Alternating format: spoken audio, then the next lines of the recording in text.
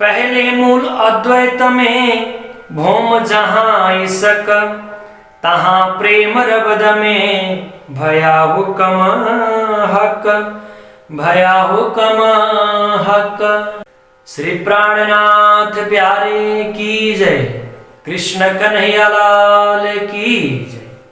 महान बुद्धि के सागर महामती लालदास जी महाराज वितक साहिब वितक कथा चर्चा के अंतर्गत हम आप सभी को समझाते हुए कहते हैं, फरमाते हैं। विशेष करके हमने इससे पहले वाले वीडियो में परमात्मा के विषय में श्रवण किया और परमात्मा के साथ साथ में परमात्मा का परमधाम कैसा है उस विषय में भी हमने थोड़ा बहुत जानने का प्रयास किया। अब ऐसे ऐश्वर्यपूर्ण दिव्य परमधाम से खेल में यानी संसार में किस प्रकार से हमारा आना हुआ वह विषय को देखने का हम प्रयास करते हैं।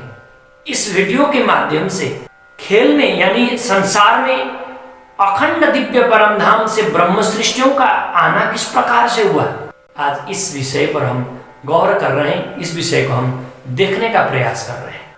हम ब्रह्म सृष्टियों को परमधाम में रहते हुए परमधाम का सुख, परमधाम का आनंद, परमधाम का वैभव का अनुभव नहीं हुआ, क्योंकि जो सदा सुख में रहता है वह सुख को नहीं जान सकता, जो सदा आनंद में रहता है वह आनंद को नहीं जान सकता, जो शांति में रहता है वह भी शांति के महत्व को नहीं जान सकता, क्योंकि शांति को जानने के लिए भी अशांति का महसूस करना नितांत आवश्यक है। जैसे अभी का समय देखिए, कोविड-19 की वजह से पूरा विश्व त्राहिमाम है, दुखी है। हमें पता चल रहा है कि शांति में कितना आनंद है। इसी प्रकार जब असत्य में रहते हैं, झूठ बोल रहे हैं, सब लोग झूठ बोल रहे हैं, ऐसी स्थिति में सत्य की महिमा को समझते हैं। झूठ को देखे बिना कोई सत्य को जान नहीं सकता, समझ नहीं सकता है। सत्य में कितना सुख है, कहने का तात्पर्य ये है भक्तवृंद सुंदर साथ जी, विपरीत अवस्था को देखे बिना, अलग परिस्थिति का अनुभव किए बिना सही अवस्था का ज्ञान नहीं होता। परम धाम में जीवन ही जीवन है, परंतु जीवन का महत्व मृत्यु देखने के बाद ही पता चल सकता है। जब कोई मरने लगता है, मृत्यु को प्राप्त कर रहा होता है, तब पता चलता है जीने में कितना आनंद है। उस दिव्य परमधाम में श्रीराज जी के साथ ब्रह्मात्माएं रहती है। वह परमधाम दिव्य है, भव्य है, सभ्य और ऐश्वर्य युक्त है। वहां रहने वाली ब्रह्मात्माओं को श्रीराज जी की साहेबी ऐश्वर्य का अनुभव नहीं हुआ था।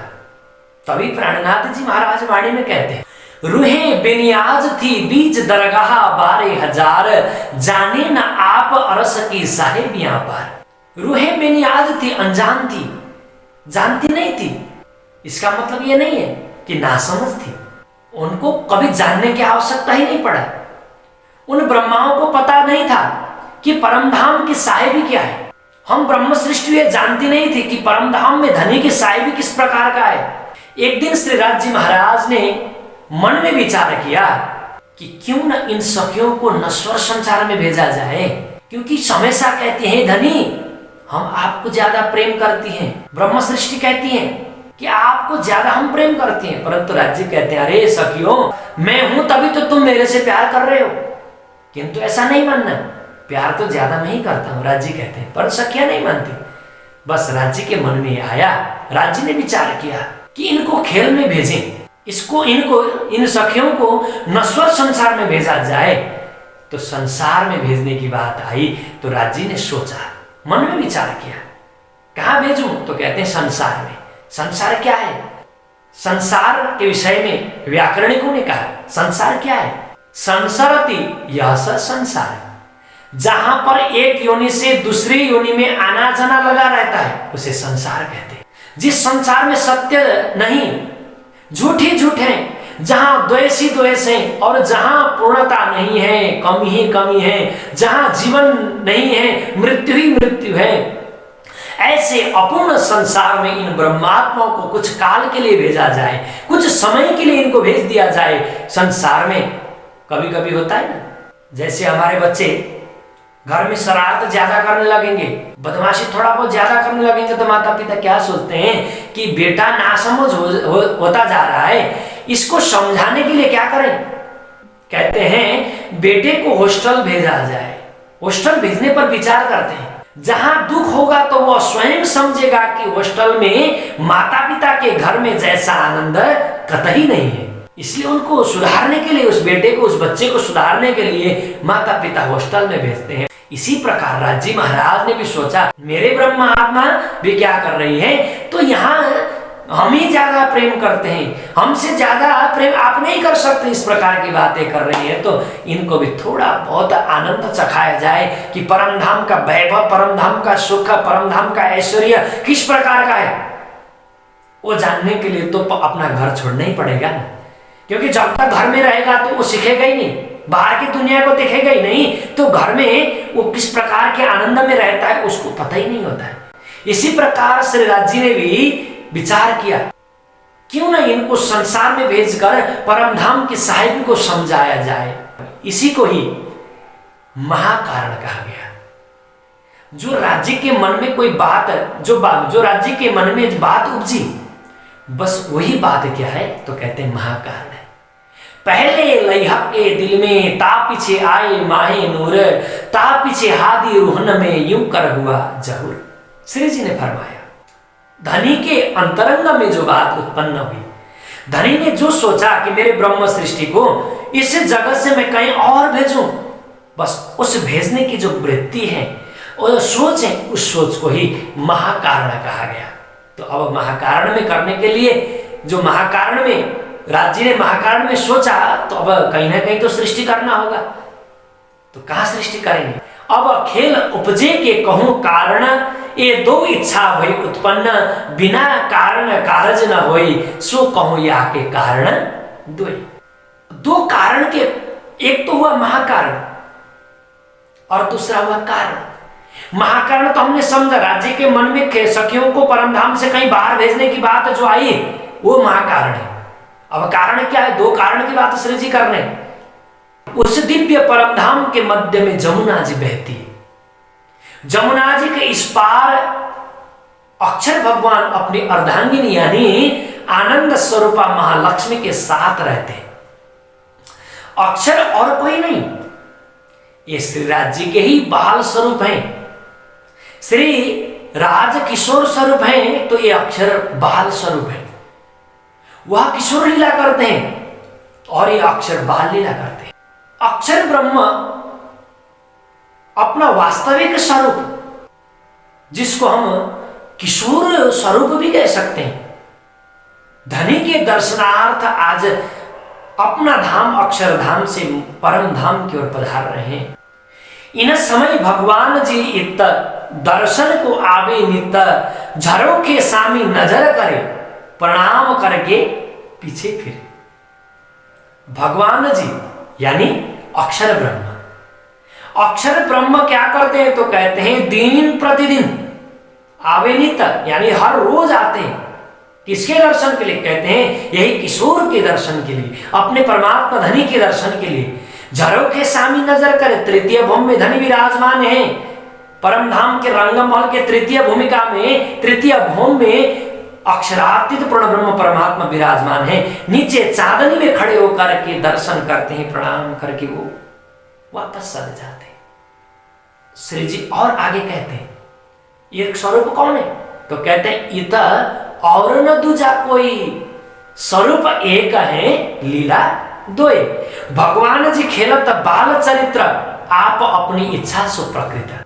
अक्षर ब्रह्म के विषय में कहते हैं ये अक्षर ब्रह्म और कोई स्वरूप नहीं है, ये तो राज्य के ही एक अंश है, सत अंश है, सत के द्वारा प्रकट हुए हैं। ये भगवान जी खेलत बाल चरित्र, बस इतना ही फर्क है। राज्य किशोर लीला करते हैं, परम धाम में ब्रह्मात्माओं के साथ में रमण करते हैं, परंतु ये भगवान जी यानी अक्षर ब्रह्म बाल लीला करते हैं। आप अपनी इच्छा से प्रकृति, अपने प्रकृति का निर्माण करते हैं। अक्षर ब्रह्म बाल लीला करते हैं, तो बाल लीला कैसे? तो हमें समझना चाहिए, प्राणनाथ जी ने एक वाणी में एक शब्द का प्रयोग किया है, घरोंदा। घरोंदा का अर्थ क्या होता है? जैसे छोटे छोटे बच्चे नदी के किनारे खेलने जाते हैं, गीला बालू होता है, उस गीले बालू को उठाते हैं और अपना पैर रखते हैं और पैर के ऊपर ले जा करके उस बालू को रखते हैं और थपथपाते हैं, उसको मजबूत करते हैं, बालू पे घर बना रहे हैं और आराम से निकालते हैं अपने चरणों को। और कोई आपस में साथी भाई इत्यादि, अपने सखा इत्यादि खेलते खेलते उस घर को जो बनाया हुआ मेहनत से बनाया हुआ घर को कोई तोड़ता है तो बड़े आक्रोश भी होते हैं बालक। जैसे माता पिता भोजन के लिए आवाज लगाते, अरे बेटा, आवाज जैसे लगाएगी तो उस आराम से मेहनत से बनाया हुआ जो घर है उस घर को तोड़ फोड़ के वो कहा जाता है भोजन करने निकल जाता है। अक्षर ब्रह्म की लीला भी इसी प्रकार की। जब उनको लगा ये मुझे खेलना चाहिए, बाल लीला करना चाहिए, तो बाल लीला करते हैं। खेलते खेलते खेलते अक्षरातीत ब्रह्म परमात्मा अक्षर ब्रह्म को बुलाते हैं, बस अब हो गया। तो अक्षर ब्रह्म ये चराचर 14 लोक ब्रह्मांड को तोड़ फोड़ करके अपने अक्षर धाम के ओर पधारते हैं। धनी ने बुलाया है, तो ये अक्षर ब्रह्म है। स्वरूप तो एक है, परंतु ये जो अक्षर ब्रह्म है वो बाल लीला करते हैं, यानी बालक की भांति की लीला करते हैं, यानी ब्रह्मांड को बनाना, ब्रह्मांड को मिटाना, ये काम अक्षर ब्रह्म का है। तो उपनिषद कहता है, उपनिषद का अर्थ होता है उपनिषदो नाम वेद प्रमाण। उपनिषद का अर्थ होता है जो वेद को भी प्रमाणित कर दे, उपनिषद है। उपनिषद कहता है अक्षरात् संभवति यह विश्वम, अनेक विश्व ब्रह्मांड बनाते हैं और मिटाते हैं, ये अक्षर ब्रह्म। अक्षर ब्रह्म के विषय में शास्त्रों ने कहा कोटिसो हंड्राशया, करोड़ों करोड़ों ब्रह्मांड बनाते और मिटाते हैं। एक ब्रह्मांड की बात नहीं, करोड़ों ब्रह्मांड बनाते हैं और करोड़ों ब्रह्मांड एक पल में, निमेष भर में मिटा करके वो चले जाते हैं।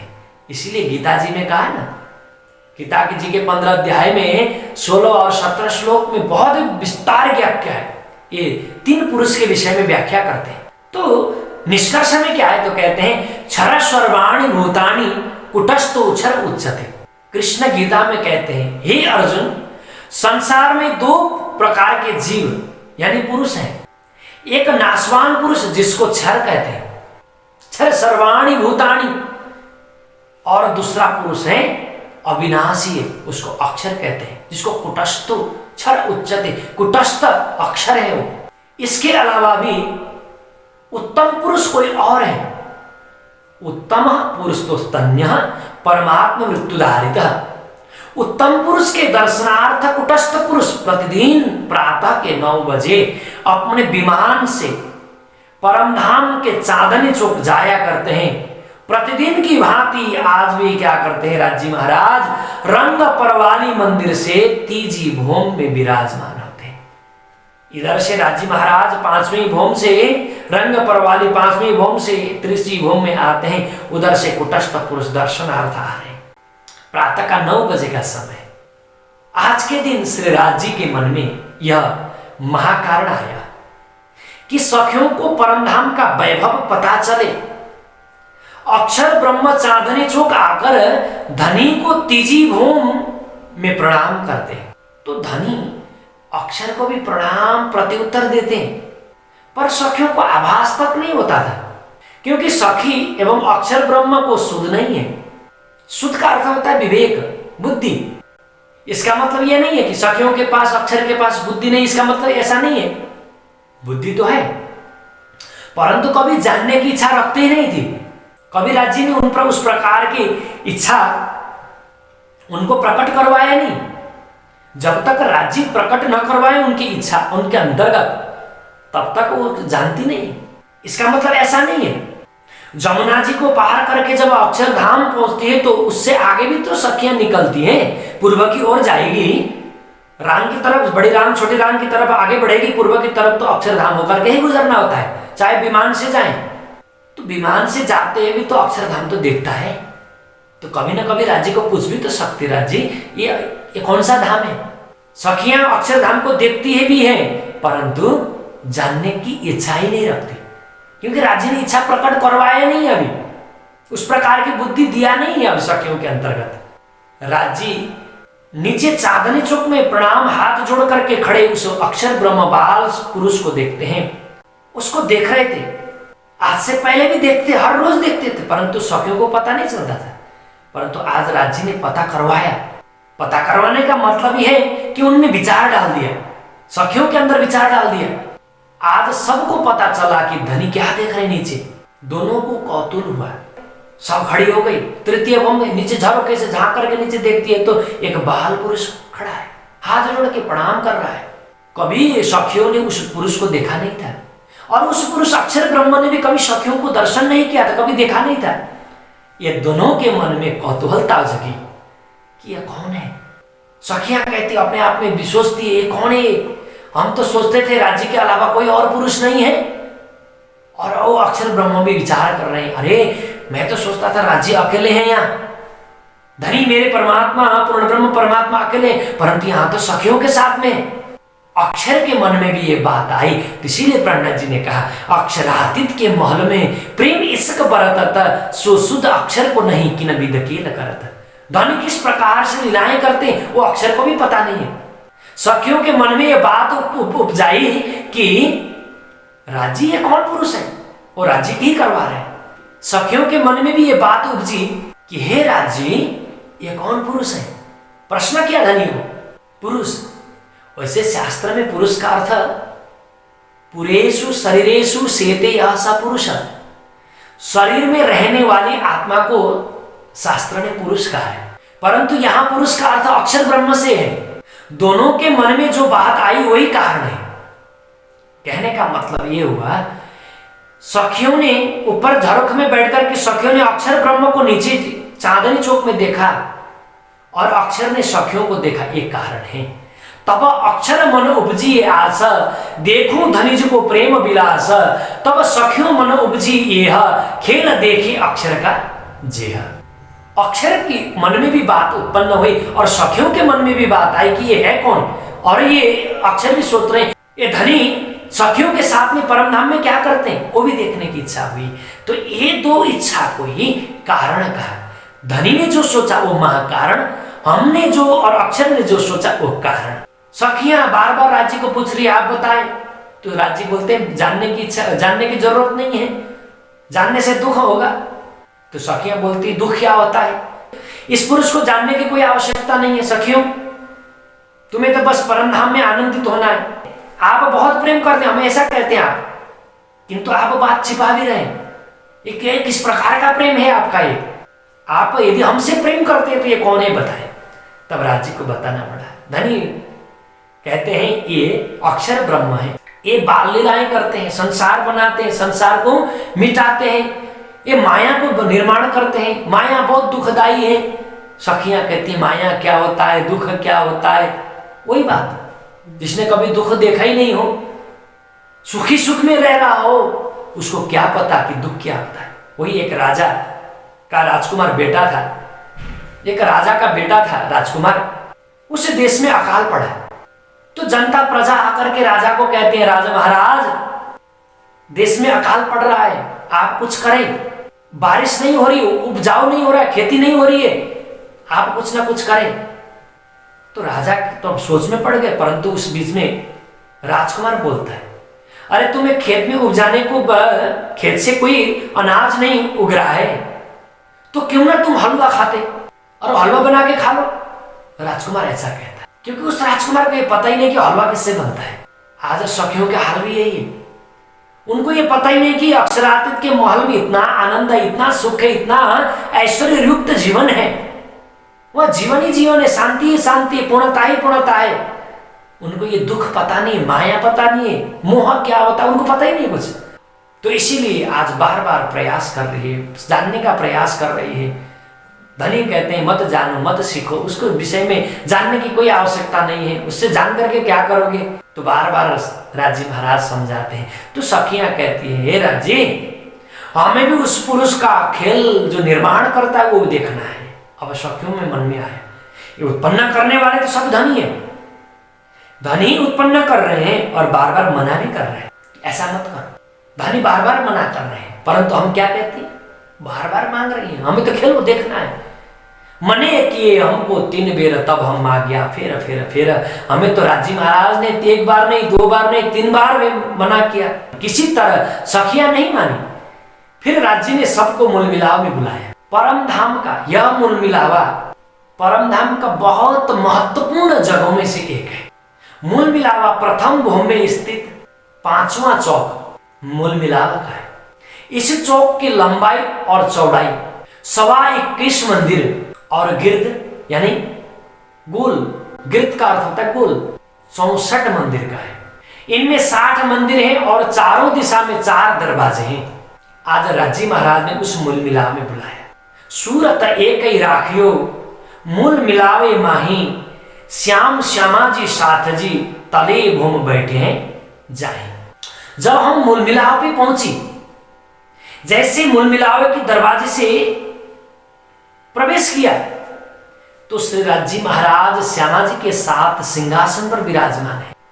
हमने जैसे ही श्री राजी को प्रणाम करना चाहा तो राजी के बाएं चरण चौकी पर है और बाएं चरण पर दाएं चरण चढ़ाकर विराजमान है धनी। यानी एक पैर के ऊपर दूसरा पैर धारण करके, चरण के ऊपर दूसरा चरण चढ़ा करके धनी विराजमान है। जैसे ही हमने प्रणाम करना चाहा, श्री राजी ने दाएं चरण को भी उसी प्रकार, जैसे बाएं चरण जिस प्रकार से चौकी पर रखा था, दाएं चरण को भी उसी प्रकार से रखा।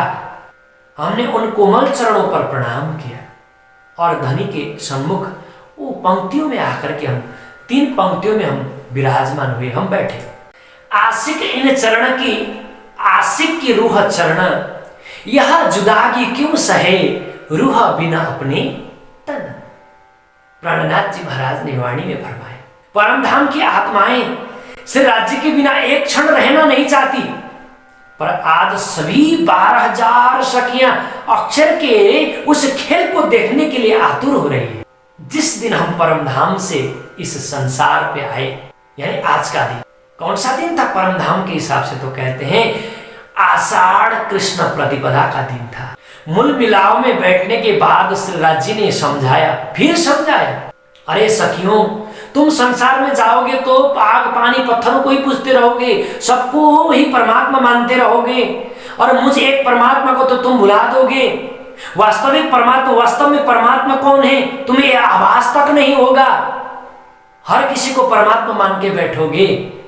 इस प्रकार से धनी ने समझाया, क्योंकि आंखों में आंसू न होते तो आंखें इतनी खूबसूरत नहीं होती, दिल में दर्द न होते तो आनंद की कोई कीमत न होती। आनंद के उस दिव्य परमधाम में रहने वाली सखियां आज क्या कर रही है, वो धनी को एक नजर से, धनी को नजर से कभी अलग न करने वाली सखियां, धनी के साथ में सन्मुख रहने वाली सखियां आज धनी को छोड़ करके कई और जगह जाने की बात कर रही है। बार बार राज्य समझा रहे हैं, तुम ऐसा करोगे, ऐसा करोगे कि तुम संसार में जाओगे तो अपने को ही सब कुछ मान के बैठोगे, तुम संसार में जाओगे तुम्हें दुख बहुत होगा, कष्ट बहुत झेलना पड़ेगा। अरे परमधाम जैसा आनंद नहीं है, परमधाम में जैसे शांति नहीं है, बाजी बार बार समझा रहे। किंतु हम सखियां क्या कहती है राज्य को, अरे राज्य आप 1 बार नहीं 2 बार नहीं 100 बार देखो अजमाए के, ऐसे मोमिन न करे कोई। हमें 1 बार नहीं 2 बार नहीं 100 बार आप परीक्षा लेकर के देखे, परंतु हम सखियां ब्रह्मात्माएं कभी ऐसा काम नहीं करेगी, हम कभी आपको भूलेंगे नहीं। अरे आप हमारे धनी हैं, आप हमारे मालिक हैं, हम आपको कैसे भूल सकते हैं। शर्करा करकरा न स्याद, अमृतम न विषम भवेत, चिंता मणिर न पाषाणो न दीपो रजनी भवेत। सखियां राज्य को कहती है, धनी चीनी कभी बालू नहीं होती, अमृत कभी जहर नहीं होता, पारसमणि कभी पत्थर नहीं होती, दीप कभी अंधेरा नहीं होता। ऐसे ही हम कभी जीव सृष्टि नहीं हो सकती। राज्य को कह रहे हम कभी जीव सृष्टि नहीं हो सकती, क्योंकि हम तो ब्रह्म सृष्टि है। हम आपको भूलने वाली नहीं है, हम कभी आपको भूलेंगे नहीं। बस आप हमें भेजें, हमें वो देखना है, अक्षर ब्रह्म की लीला को देखना है। तो आज राजी ने विचार किया, ठीक है सखियों, परमधाम के हिसाब से संध्या का 4 से भी आगे निकल चुका था। संत परंपरा में कहा जाता है जब परमधाम से ब्रह्म सृष्टि संसार में आई, राजी महाराज ने उस प्रकार का परमधाम में पर्दा लगाया, उस प्रकार के फरामोशी का पर्दा जब सखियों की आंख में आया, आड़े आया, तो कहते हैं 4:30 बजे का समय था। तो परमधाम के हिसाब से सायं के 4:30 बजे खेल श्री राजी महाराज हमें खेल दिखाने को तत्पर हुए। तब फरामोशी का पर्दा डाला गया। फरामोशी का पर्दा मतलब कोई पर्दा कपड़ा का पर्दा नहीं, फरामोशी का पर्दा एक हिसाब से हम देखें समझे, फरामोशी का पर्दा यानी प्रकाशित पर्दा है, क्योंकि हम ज्यादा रोशनी में देखेंगे तो अंधेरा छा जाता है। परमधाम में आंख तो खुली है मूल मिलाव में, परंतु उस प्रकार से राजी महाराज ने एक प्रकाशित अपने को प्रकाशित किया। उस सखियां राजी को देखते देखते देखना बंद हो गया। राजी को देख रही है किंतु देखते देखते देखना बंद हो गया। कभी कभी हमें होता है ना, हम सामने खड़े हैं, आगे से कोई लाइट, बड़ा सा लाइट हैलोजन जलाएंगे तो उस हैलोजन में हम देख नहीं पाते, अंधेरा छा जाता है। देख तो रहे होते हैं फिर भी अंधेरा छा जाता है। इसी प्रकार से राज्य के अंतरंग से, राज्य के नूरमय स्वरूप से एक प्रकाशित, एक प्रकार से प्रकाश प्रकट हुआ। वो प्रकाश सखियां देख नहीं पाई, बस उसको फरामोशी का पर्दा का प्रकाश ज्यादा होने के कारण वो देख नहीं पा रही है, बस वो देख न पाना ही फरामोशी का पर्दा है। फिर श्री राज्य के खेल के वृत्ति के क्रम में यानी सत आगे बढ़ रहा है। सत आगे बढ़ने का मतलब है खेलने जा रहा है, सत का सत्ता है। राजी महाराज के उस सत से अक्षर ब्रह्म प्रकट हुए थे, तो उसकी क्रम में, उसी सत के क्रम में अव्याकृत ब्रह्म नाम करके एक पुरुष प्रकट हो जाते हैं। अव्याकृत के चिदानंद लहरी यानी सुमंगला शक्ति के माध्यम से उस नींद के पाल का निर्माण किया जाता है। इसी पाल को मोह, अज्ञान, सपना इत्यादि कहा जा सकता है। मोह, अज्ञान, भ्रमना, कर्म, काल और शून्य, यह सारे नाम नींद के निराकार निरंजन शून्य। ये 14 लोक ब्रह्मांड किससे बनाए? तो कहते हैं मोह से, अज्ञान से, भ्रमना, काल, कर्म, काल, शून्य, ये सभी वस्तुओं से ये 14 लोक ब्रह्मांड की उत्पत्ति हुई है।